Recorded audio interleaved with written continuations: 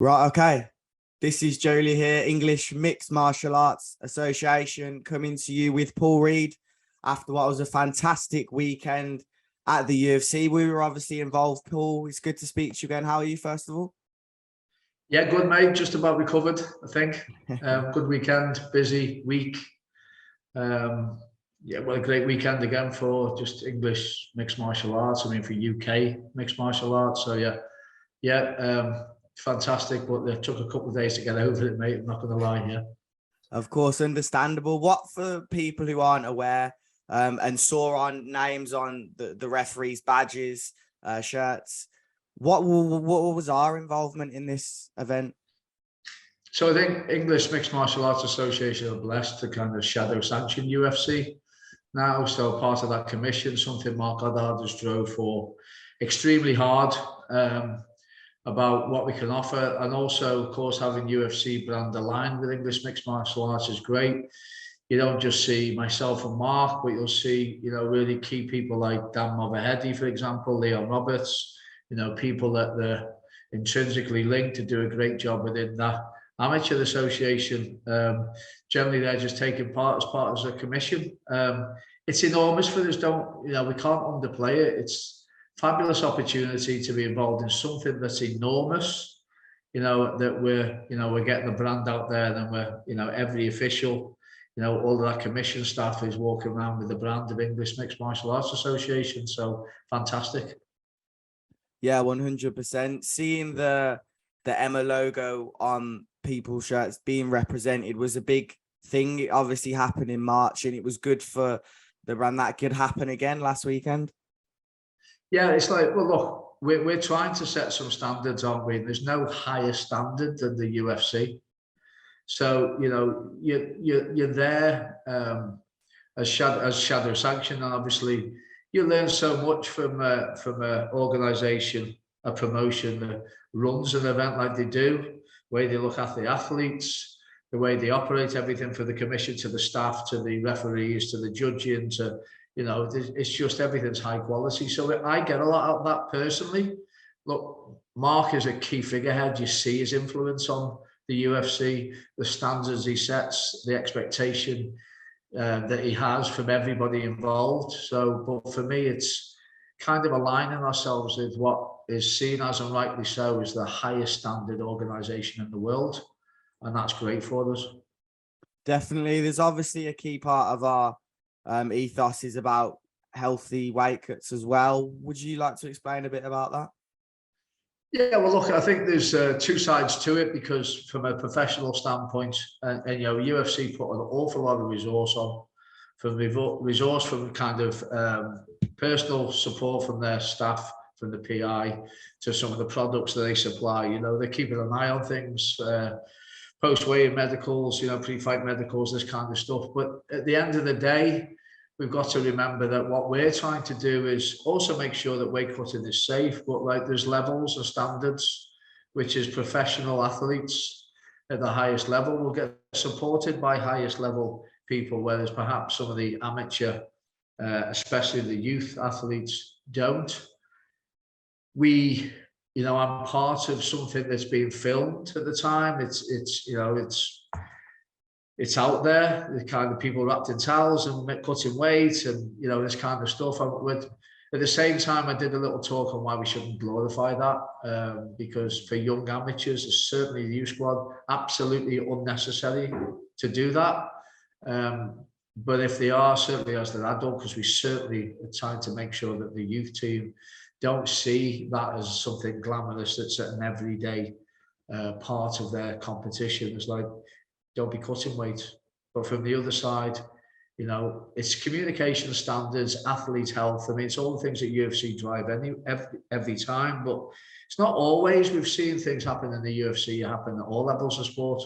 We're just trying to get more education into our squad. So, but like I say, UFC drive the highest standards. We want to drive the highest standards. Slightly different to us because of the type of athlete we're dealing with. But standards are standards, and you do the right thing by that athlete.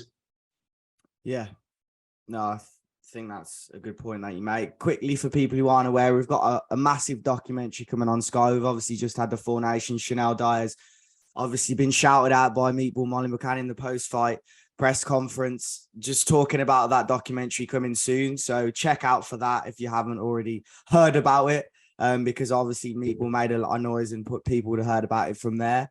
But just in terms of, as you mentioned there, we have the youth squad as well. The Youth Worlds coming up. Yeah, so very exciting for the youth team. So they're all going out to Abu Dhabi. They're selected with the coaches. Abu Dhabi in August. You don't be spending too much time outside. They'll be glad they're inside in the competition because I think it's about 45 degrees. But ultimately, yeah, the best of the youth team are going out there to compete against the rest of the world.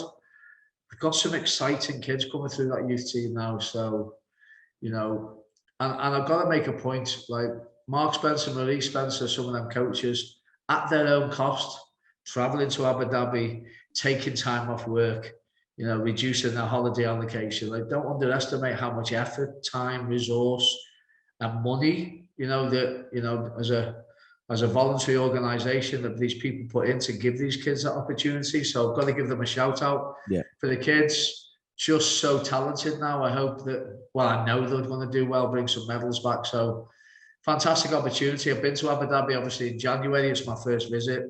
What a tournament. It is a mini Olympics. It's incredible. So no better, you know, for the kids to go, that's memories for the rest of their lives. They're going to be well looked after. And let's hope we get some medals back. Yeah, definitely. And it's obviously all about growing the talent of the future as well. How important is the youth squad? Obviously, we have the 4 nations in which the older ages compete, but to be able to develop them from young is also a massive goal of ours.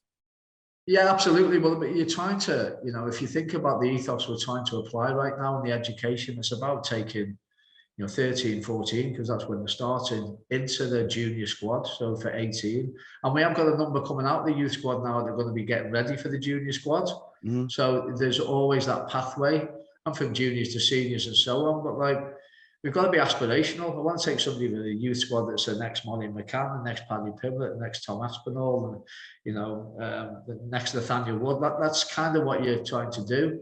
But what we're trying to do is educate them in a way that they're not going to be making any errors on that way, on that journey. So when they get to that point, you know, the highest level competition, they've been educated in a way, and they've been perhaps supported with the very best standards that, you know, they're still an athlete that's fresh, ready to go with lots of new ideas as all of the research and, you know, increases and the quality increases around health and the wellness around health, healthy weight cutting, etc. So look, it's a massive investment. They're the future. And if anybody understands the sport and see the quality from these kids right now, you know they're the future. It's up a level. In fact, it's up about 3 levels.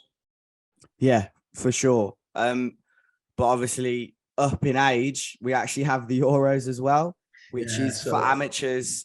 This is well known now. The IMAFs have been around now. They're kind of set in stone, something that you should want to do before turning pro. And obviously Italy, September is where the European Championships will be.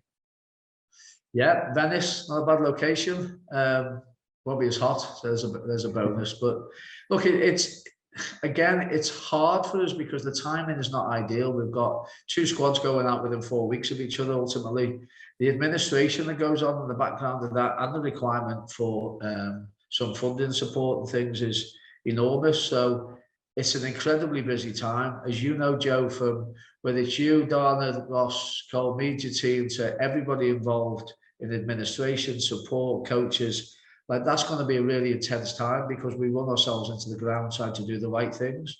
You guys have got to cover it. We've got to give the right coverage. There's going to be a lot of demand on us to make sure we're supporting athletes. The administration process is tough, but like, you know, we're kind of getting used to it. Timing is tough, but I've got to say, you know, 4 nations, massive platform. If anything, the massive positives are this quick turnaround from 4 nations is we've got so much impetus because that squad enjoyed it that much as such a big squad now growing that wants to be part of the next, you know, Europeans that then will go into the world. So if you think of that as again, pathway, your 4 nations, Europeans, worlds, I mean, more than seeing that as a pathway. More than that, you know, something got 3 fights over the weekend. You can't get 3 fights in 12 months sometimes. you know, they could get up to, you know, they could get 3, 4, and 5 maybe, depending on how it goes at the Euros and how the categories work. But like, it's a lot of experience against some of the best in the world. So, you know, it's like, I think people realize it's probably the pathway now that helps people go into a bigger professional career if you do well. Once you're medaling, once you're doing well, once you get the IMF kind of buzz around you and the marketing that comes from that and all the social, you know, that, you know, the more established shows, and there's nothing wrong with the regionals, but you know that you're probably going to a pro career where you're negotiating differently when you've had a good career through IMAF. And we've got enough history to show that, haven't we?